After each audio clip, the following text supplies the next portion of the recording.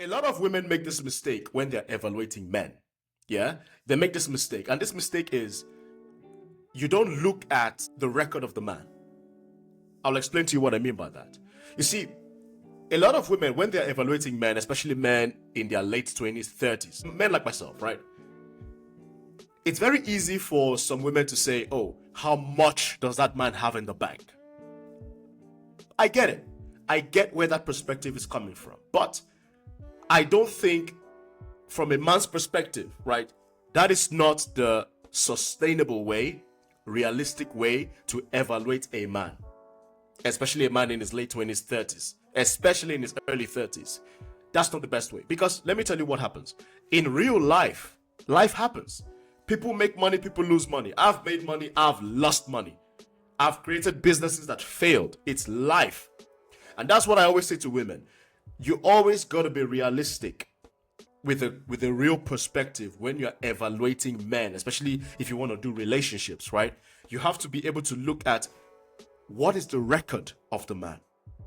What has that man been able to do without you in the picture? What has that man been able to achieve? What has that man tried to do by himself to make sure that he levels up in life? That is something I've noticed a lot of women miss. I had a very good conversation with this beautiful lady yesterday. You know, she's young, she's successful. I mean, for a young woman in her early 20s, she's doing everything right. And we had this spontaneous conversation online, and I consider her a friend of the show, right? And I was more than happy to share this perspective with her, because I noticed that a lot of young women who follow my content, especially on TikTok, they look up to me, and I'm honored, right? And aside that, I have a lot of sisters, right? I have one blood sister, but then I have a lot of female friends that I do consider my sisters. And they come to me with perspective. You know, some of them my age, some of them young, most of them younger than me actually. And I'm realizing that across the different ages of women, a lot of women, young, my age and older, they don't really know what to look for in evaluating the man. Now, I'm speaking as a man. I'm speaking as a man in his late 20s, right? That's me. And men like myself, look, we can tell you who we are already by what we've been able to do. That's a fact. I will say this again. Men like myself, we will tell you who we are immediately based on what we've been able to achieve. A man like myself now, even if I don't have money in the bank, I have proven myself that I am very ambitious. So even if I don't have money in the bank, paper in the bank, I have proven myself with or without any woman that I will create my projects. I will launch companies. I can get a job. I can keep a job. You know, I can educate myself. I can try to level up my skills. You know, not only am I talking about it, I am doing it. That is what you need to look for in a man, especially a man between the ages of, in his late 20s, let's say 25 to 35, around that age range. So if you're a woman and you are evaluating a man potentially for relationship, you want to look at not just what does that man have right now. You want to see what is the record? Does that man have a work history? Does he have a history of trying to level up his work? Does he have a record of trying to upskill himself, educate himself, go to school, stay in school, graduate, create a business, maintain that business, scale the business? Even when he lost his job, lost his business, what has he done to get back on his feet? Those, in my opinion, are much more important than just, oh, does he have money in the bank or not? Because listen, let me tell you, I'll be very realistic, and I say this to women as many times as I can, that you have to be realistic. Life happens.